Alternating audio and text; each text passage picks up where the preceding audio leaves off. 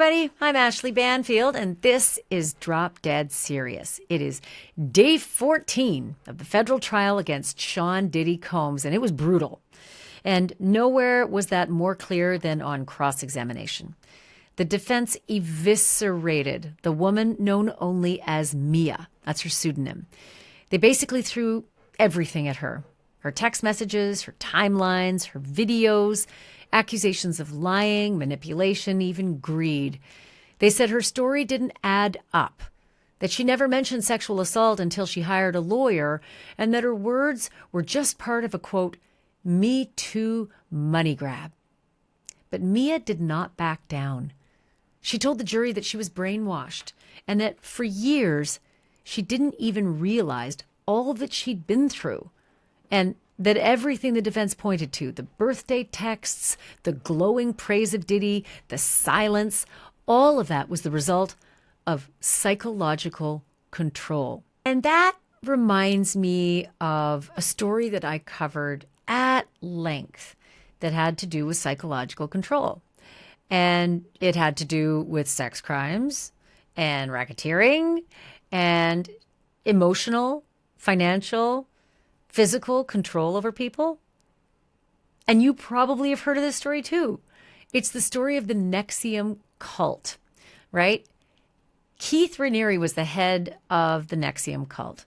And all these people below him just fell hook, line, and sinker for everything he was selling. You know, it was supposed to be a self-help cult, but really it just kind of like devolved into this pyramid scheme of controlling all these people, mostly women. And it got to a point where the women were actually branded and still followed this guy, even though he was kind of having sex with all of them.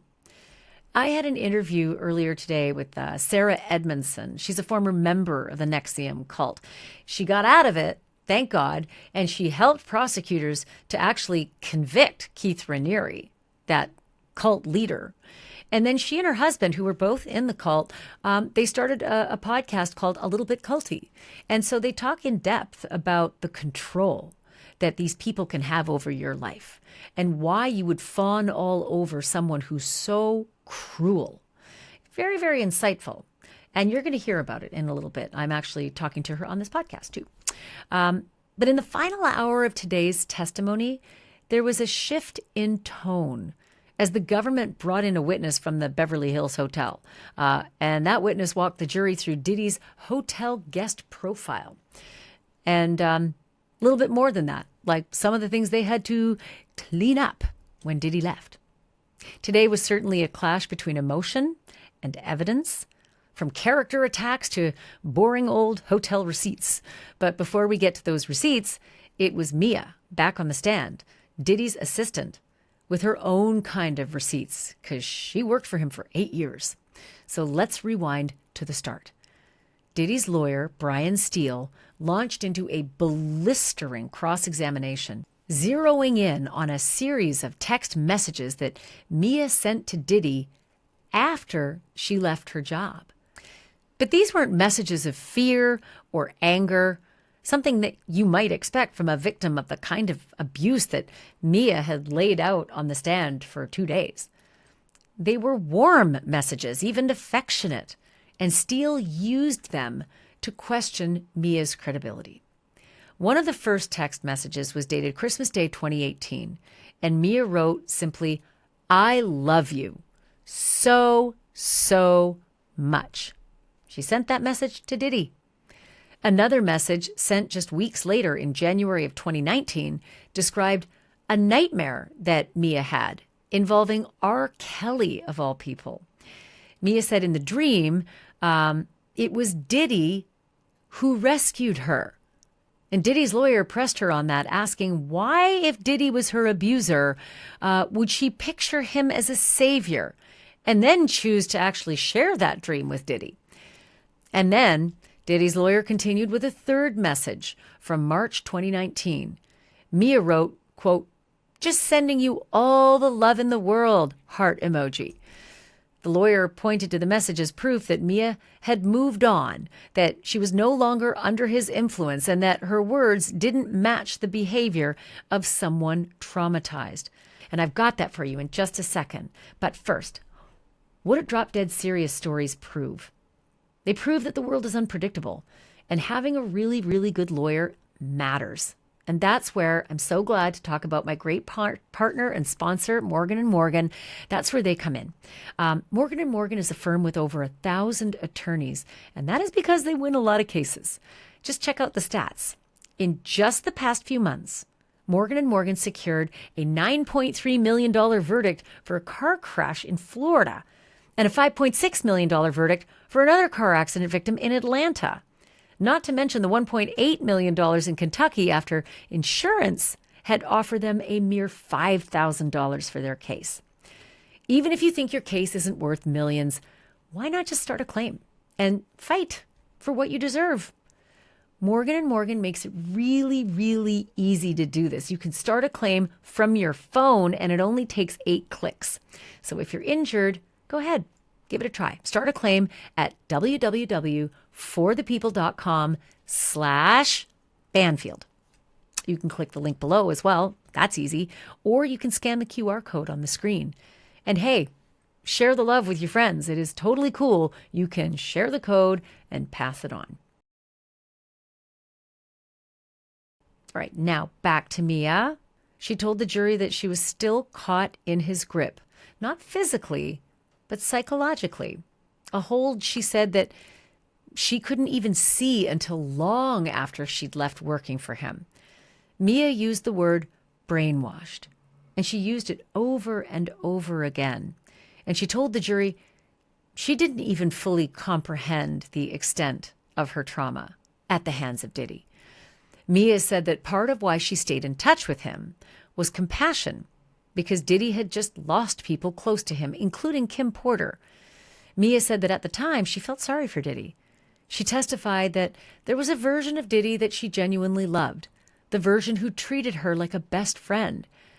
But even now, she said, she's still trying to make sense of it all, and said, quote, "I'm still untangling." She actually referred to therapy as part of the process of untangling. At the time, she explained, the world still admired Diddy, and that she hadn't yet processed how deep his influence on her really ran. And then came another message, a text that read like a highlight reel. Mia reminiscing about a night Mick Jagger tried to take her home, and another where Diddy beat Leonardo DiCaprio in a high-stakes game of poker. And the defense used that text message to raise a question. Was this really the memory of someone living in fear? Mia actually smiled just slightly as she read the message out loud. And Diddy's lawyer seized on the moment, suggesting she still remembered the thrill of that world and that maybe she even enjoyed it. But when he asked why none of the dark moments ever made it into these text messages, Mia's answer was consistent. Quote, "Because I was still brainwashed," end quote. That word came up all day long under cross, brainwashed. It was her explanation for almost everything. The affection, the silence, the confusion. Mia described being confused and living in an environment defined by emotional highs and lows, and not recognizing it for what it was until much, much later. Mia told the jury that for years, she believed that she was the one who had done something wrong, not Diddy. Mia told the jury that no one around her ever batted an eye at Diddy's horrible behavior. No one ever intervened. No one ever labeled what was happening as abuse. Instead, Mia said that this was just everybody's normal. And in the public's eye, as well as at work, Diddy remained celebrated. He was praised, he was admired, and he was supported. Why, after she left, did she continue to praise him and reach out to him? Her answer was pretty simple. Quote, "He was my only authority figure. I constantly sought his approval." And if you think about that for a minute, how many people have said that their father or their mother abused them as children, like terribly? And yet they constantly tried to impress them. They constantly tried to get the approval from that abusive parent. They constantly sent messages of love and affection, trying so hard to make it good. It's actually not that crazy if you think about it, is it? So if you're on the jury, would you make that connection? Would you imagine Mia saying, this was my authority figure? This is the only authority figure I ever knew, the one I constantly sought out for approval? Would you think of it as that scenario I just laid out, as a child who's seeking constant approval from an abusive parent? I don't know. Maybe they will, maybe they won't. So when Mia finally accepted a severance settlement and walked away from her job, she told the jury that it didn't even feel like freedom. It felt like she betrayed Diddy. Mia described herself as someone who was constantly chasing approval, and that Diddy was, quote, the only voice that mattered, end quote. And then came a tense moment. Diddy's lawyer asked if Sean Combs had ever threatened to tell his girlfriend, Cassie Ventura, about what had happened between Combs and this witness, Mia. Specifically, the sexual assaults that Mia described on the stand. 3 of them. Mia paused and replied, quote, that was not his wording, end quote. Mia told the jury that Diddy once told her he would, quote, tell Cassie everything. That single sentence, she said, was enough to make her feel like she had done something wrong and that she was to blame for those sex assaults. Diddy's lawyer pushed further, asking why Mia wouldn't want Diddy to tell the truth about what had happened.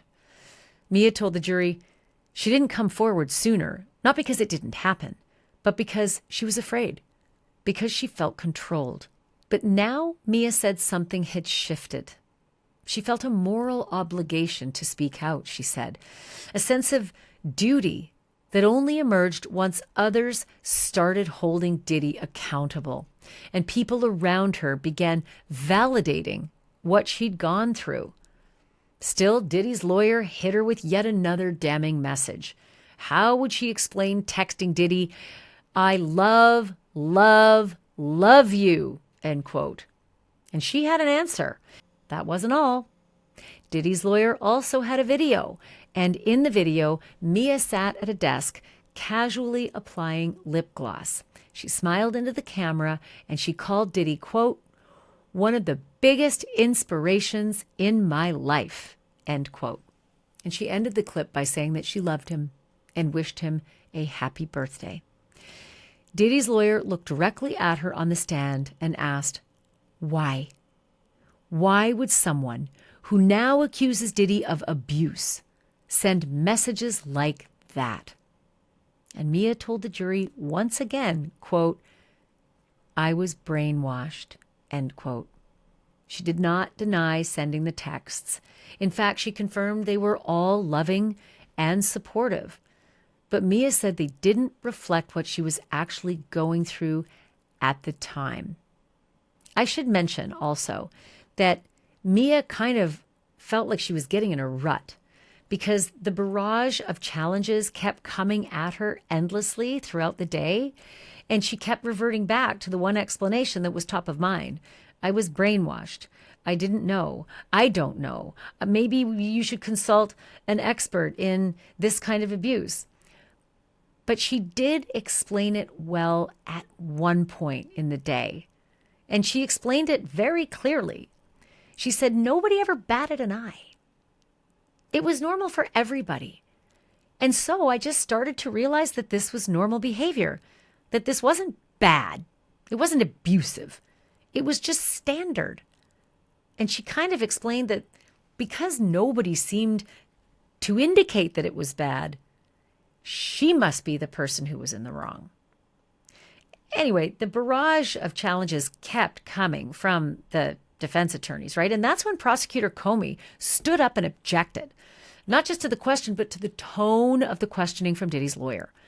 The prosecutor told the judge that the lawyer was stepping over the line and accused him of badgering Mia, yelling, using sarcasm, and injecting personal commentary instead of sticking to factual questions.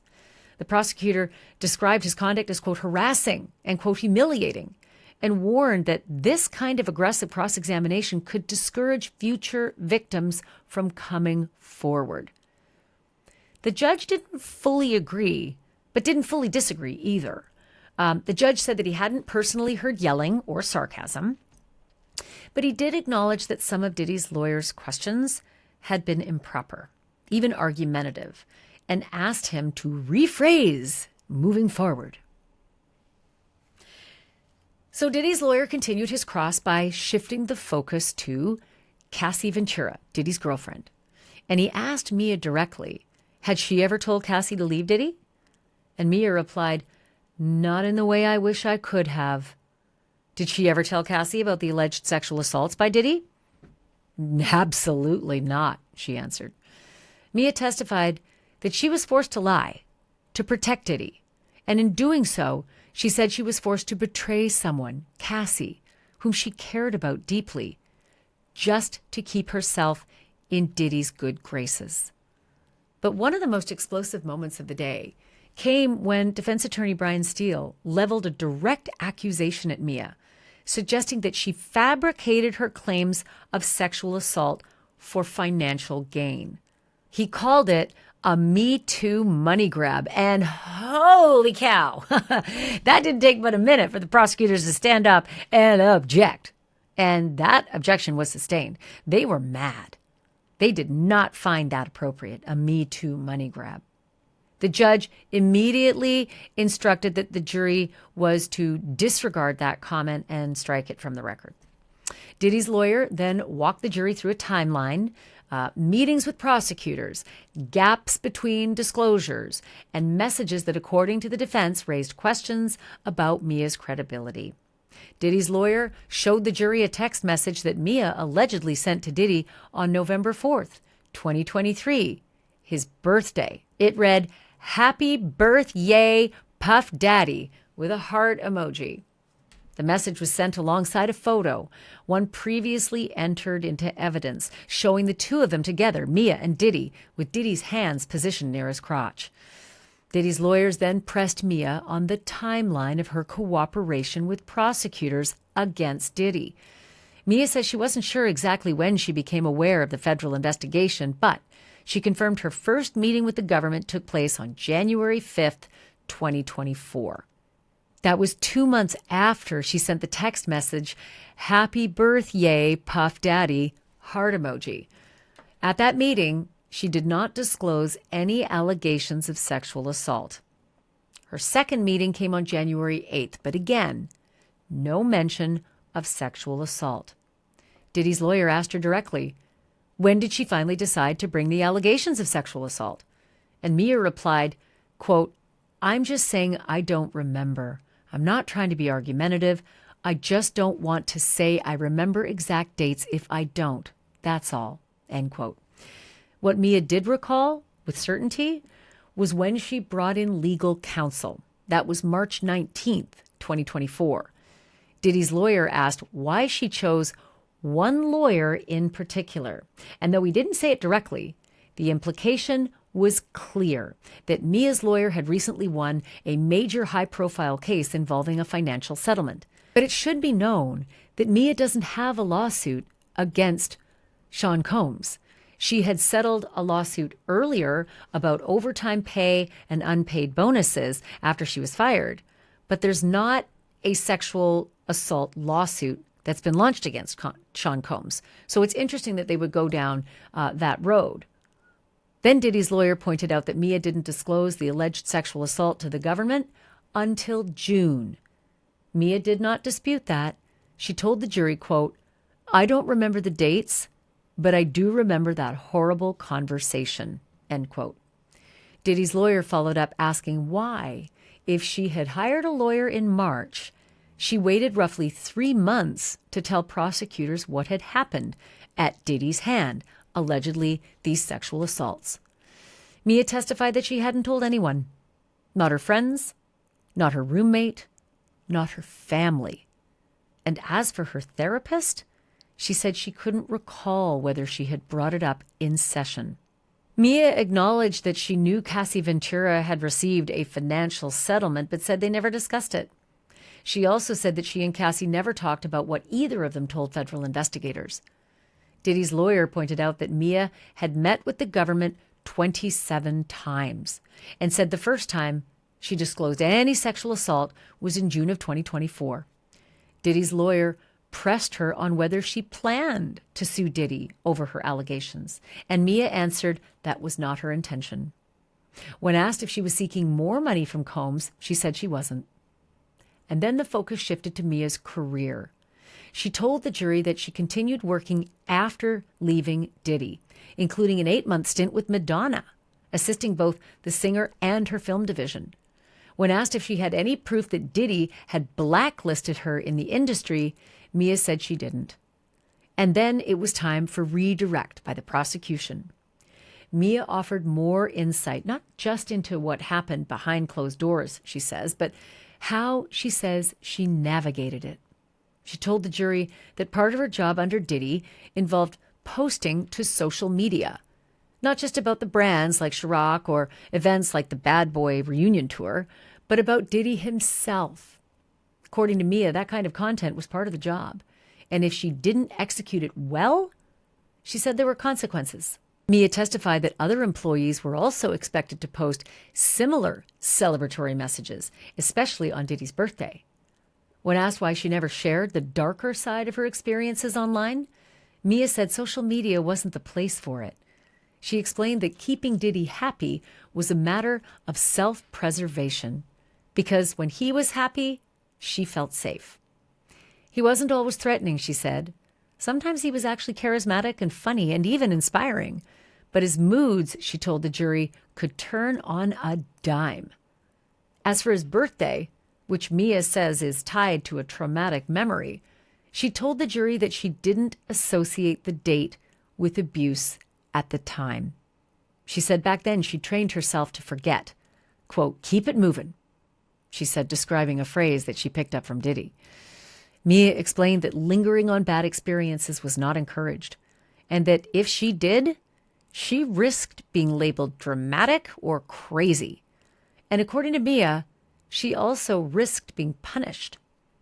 Mia testified that she never reported her allegations to human resources, not because she didn't want to, but because she didn't see the point.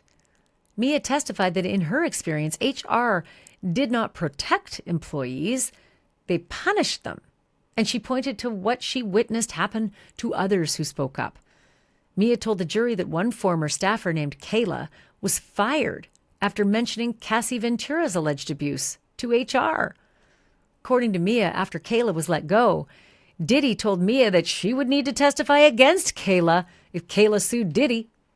Mia said the same thing happened when Capricorn Clark was fired.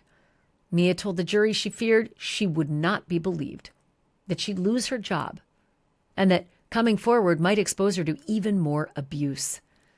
She also described how she felt when Revolt TV was dissolved, the media company that Diddy founded and the place where Mia worked. At the time, she called it, quote, the worst thing ever, end quote, because she said it had been her entire world. But now, looking back, Mia said it turned out to be a turning point. She told the jury that since it was dissolved, for the first time, she received support and began to see what life looked like outside of Diddy's influence. Mia said that she once tried to leave the job, but was told by Diddy's chief of staff to come back. Mia testified that she wasn't just afraid of losing employment, she feared losing credibility and losing everything that she knew. And Mia told the jury her biggest fear was her safety. She said she knew Diddy's power and she feared his wrath. She also clarified that her attorney is working pro bono, not charging her and not pursuing a lawsuit. The lawyer was brought on solely to help her through this case. As for her repeated meetings with the government, Mia said they weren't about strategy, they were about clarity. Because she didn't initially recognize that what she experienced was abuse. It took time, she said, and help to fully understand it. Mia added that prosecutors never told her what to say, only to tell the truth. When asked why she chose to testify publicly, despite the fear, despite the scrutiny, Mia did not hesitate. Quote, "There's no comparison," she said. "This is the worst thing I've ever had to talk about in my life," end quote. She told the jury that she did not want to be on that witness stand, but that she had to be.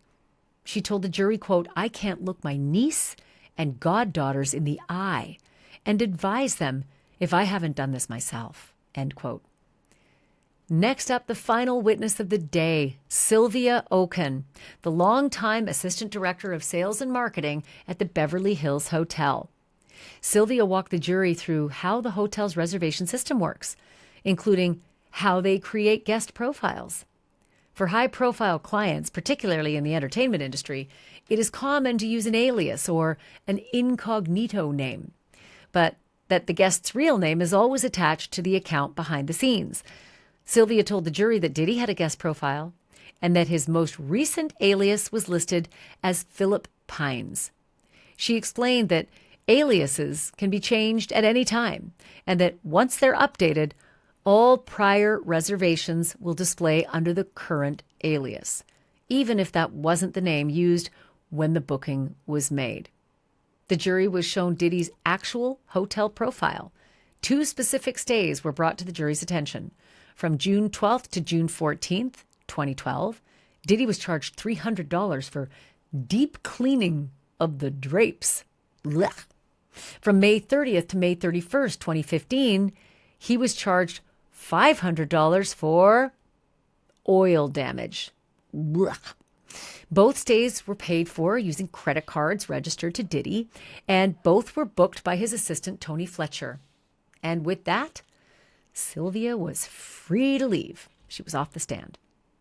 Court wrapped just after 3 p.m. today, and while hotel records gave the jury something concrete to look at, the heart of today's testimony was far more difficult to define, because what we kept hearing from Mia over and over again was this: "I was brainwashed.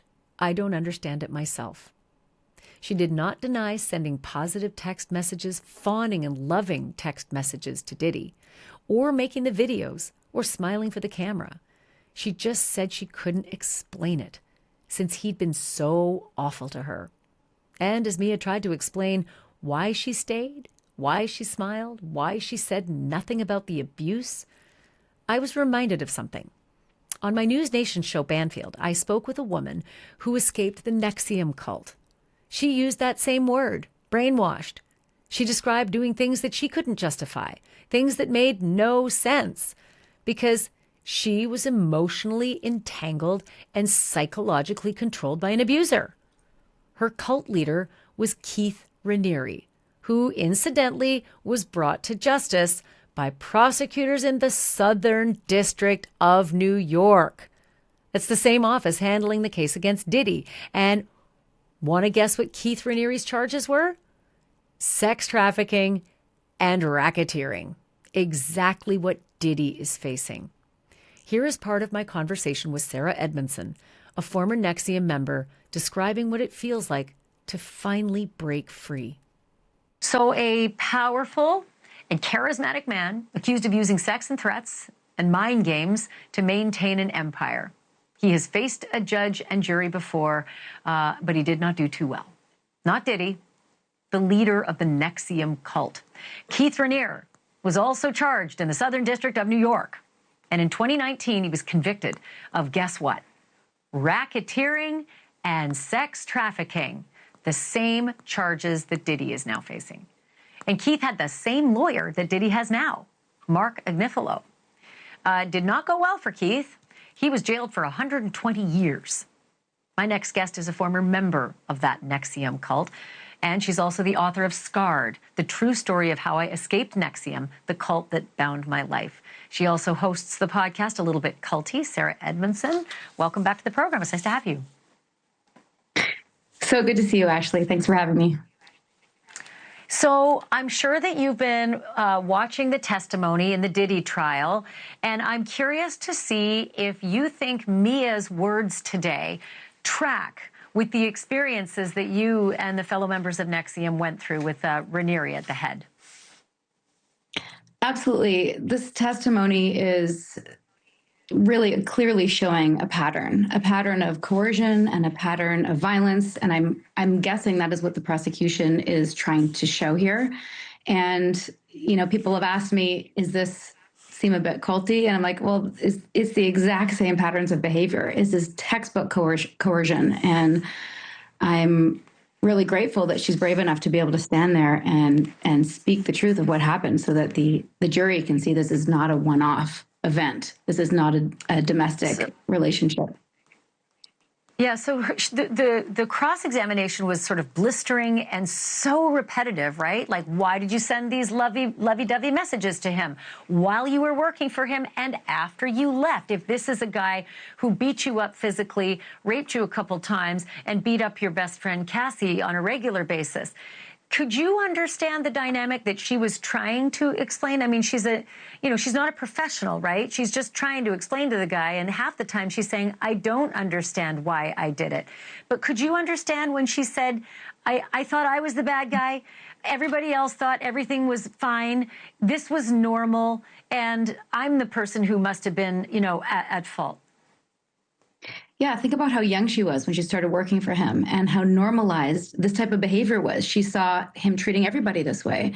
She's had spaghetti thrown at her. She saw people getting hit. She had her own arm hurt. This is just life with Diddy. So this has become, I'm not saying this is okay. I'm saying for her, in her world, it became very normal. And I could totally understand why now she's sitting in this hot seat and she's being grilled and is having trouble finding the words. It makes me just want to reach out and hug her. And I really hope that the prosecution puts an expert on coercive control on the stand and can explain these things more clearly, because clearly she's struggling to wrap her head around it. I can see any one of those texts having another meaning other than I love you, such as she's trying to protect herself. She's trying to keep things status quo. She doesn't want to be attacked. She doesn't want to be sued. She doesn't want to be hurt. This guy has guns in his house. I totally see this as textbook, her protection of herself. And also remember, highs and highs and lows. There were times when things were good with him, and she often wrote things off as, oh, he was just drunk. This is a people-pleasing strategy, by the way. For an assistant to work with somebody like that, she has to be a people-pleaser. I'm not saying it's her fault, just pointing out a pattern. So she's dismissing these things and saying, maybe this happened, maybe that happened. She has to do that in order to keep her job. It's her livelihood. I understand that. And how many years was she with him? 8 years, I believe. 8. Yeah. A long time to normalize that kind of behavior. So it's very normal. And I was a little triggered reading about that line of questioning. The same thing happened in the NXIVM trial. Oh, well, that was my next question. Do you see the same prosecution tactics and, like you just said, the same defenses? And I'm going to add a question to that. So while you're answering that, you can continue and answer this. Is it working still? Is it chipping? Has it been chipped away? Has the culture today chipped away at that kind of a defense working? So first question is, do you see the same trial playing out as did Keith Raniere's? And is it as effective to use this kind of a defense? I honestly, I'm shocked that somebody of Sean Combs' wealth and influence hired somebody like Agnifilo, in my opinion, who clearly wasn't able to help Keith Raniere. Why he would hire him? He failed at protecting Keith and his alternative lifestyle. Why would this defense work here as well? I'm shocked. Also pleased, because I don't think it's going to go well for him. It's this day and age to say that this is consensual and to say that these are, alternative lifestyles and maybe it's not normal. This is when fear is in the room, you cannot consent. This is same thing with us, with NXIVM. And just for the record, in the introduction, there was a mention of that I was sexually assaulted. I was not. I was one of the few who wasn't. And I think that's why I'm able to speak to you today, Ashleigh, is because I don't have the same shame carried with my experience. Yes, it was embarrassing to recognize I fell for this con and everything. But most of the women, I think you'll recognize, who went through NXIVM with me, who were sexually assaulted, can't speak up. And I understand when I see this case is that there's so much shame that these women are carrying. And I just, my heart goes out to them. And I wish that they knew that there are people out there who understand coercion, who see them and who hear them and believe them. And when I hear the defense, it just makes me sick to my stomach, to be honest. You're so insightful, because I really am so curious as to how this jury is going to receive this line of questioning. Some people thought in the courtroom this was badgering a person who was a very authentic witness. Others cheered, saying, finally, he nailed it, that kind of mood. So it was a real split. And I'm just curious to find out if this is going to be effective. I would love to talk to you again about this, Sarah, because I feel like this is going to continue a lot of the same tactics and the same strategies. So come back again. I'd be happy to. I'll be following along with bated breath, just like with everybody else. Oh, so appreciated. Again, a little bit culty. She does it with her husband, Nippy, and it's a great podcast. Highly recommend it. Back in that Manhattan federal courtroom, one moment from day 14 stood out, and it may be the one this jury remembers most, when Diddy's lawyer labeled Mia's allegations as, quote, a Me Too money grab, end quote. The judge struck it from the record, but the jury still heard it. And no matter how it's framed legally, it's out there, right? You can't unring a bell. What's interesting, though, is the reaction in the courtroom, right? Especially among the media, because some of them are in the courtroom and some of them are in an overflow room. And the reaction in both of those places was mixed. Some people thought it was totally inappropriate, and that this lawyer, this defense lawyer of Diddy's, was beating up on a very sympathetic character. Others, however, had a different reaction and thought that Diddy's lawyer scored a point, and they were happy about it. No matter what, the moment the lawyer said, Me Too money grab, there was like an audible gasp, like a shock, whether people were shocked in a good way or shocked in a bad way. Maybe it's a microcosm for how the jury's going to feel. But tomorrow, the government is set to call a new witness, Eddie Garcia. And this is a witness who does not want to be here. This is a guy who planned to get up on the stand, plead the fifth if he was going to be shoved up on there against his will. But today, he actually went up on the stand and he was granted immunity. It happened just this morning. So, whoa, can't wait to hear what he's going to say. His testimony is expected to last about 90 minutes. And after that, the schedule's still in a bit of a flux. What's not in question, however, is where this is all headed. Each witness pulls the curtain back just a little bit more. And the deeper we go, the more explosive this case seems to become. I'm Ashleigh Banfield. Thank you so much for watching. And remember, the truth isn't just serious, it's drop dead serious.